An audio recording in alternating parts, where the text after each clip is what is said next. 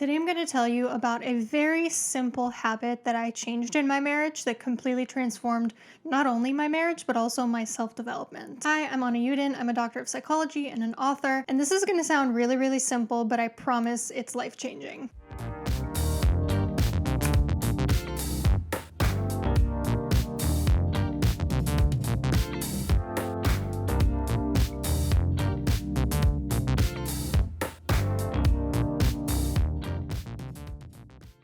So, like most people, my evening routine looks like making dinner, having dinner while watching TV, and then continuing to watch TV until I'm tired and go to bed. So for years, that's been me and my husband's routine. And for years, I've honestly been thinking about how unproductive it is. Like, I think movies, series, documentaries, they're valuable.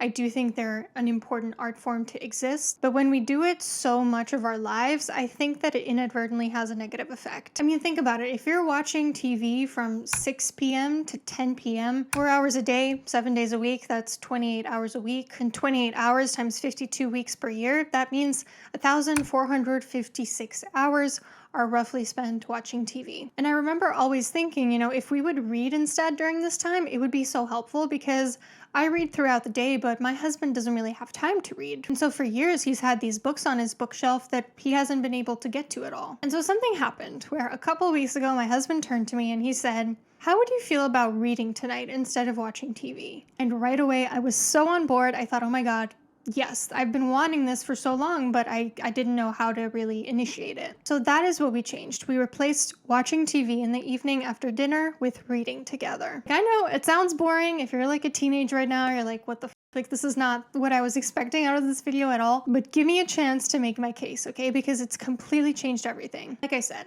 I think TV can be a valuable art form, but when you're watching something that's not necessarily informative, like that's not necessarily a documentary, but rather a movie or a TV show, it's very passive. You're not using your mind during that time. It's kind of like the equivalent of reading a fiction book versus a nonfiction book. And I am a fiction author. I love both nonfiction and fiction. So again, I'm not trying to say that one is better than the other, but one is definitely more passive than the other. And I was noticing that during these hours of passivity, random worries were popping up for me.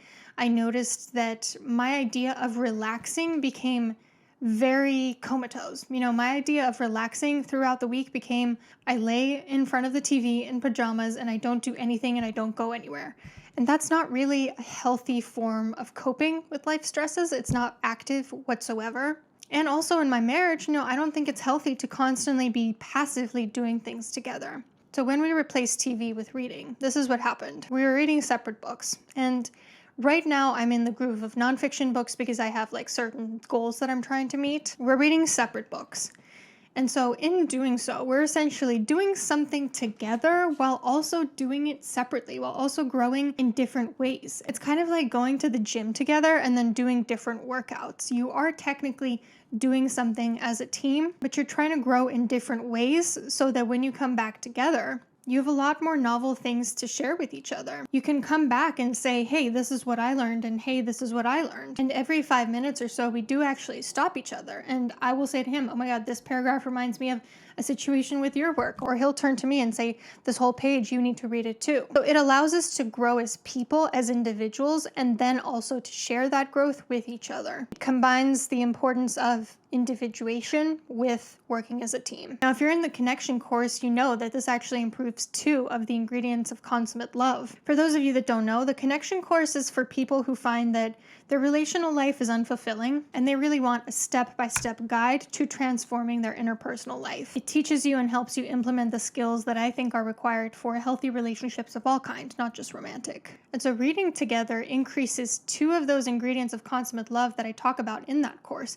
It improves intimacy and it improves passion. It improves intimacy because we're able to get to know each other better by doing something together and then coming together and sharing with each other. And it improves passion because a huge component of passion is doing novel things together. It's growing as people, spending a little bit of time apart, and then coming back together and sharing it with each other. And I think especially for couples like us where, we moved a year and a half ago to a new place, we don't know any people here, we don't have a whole lot of independent activities.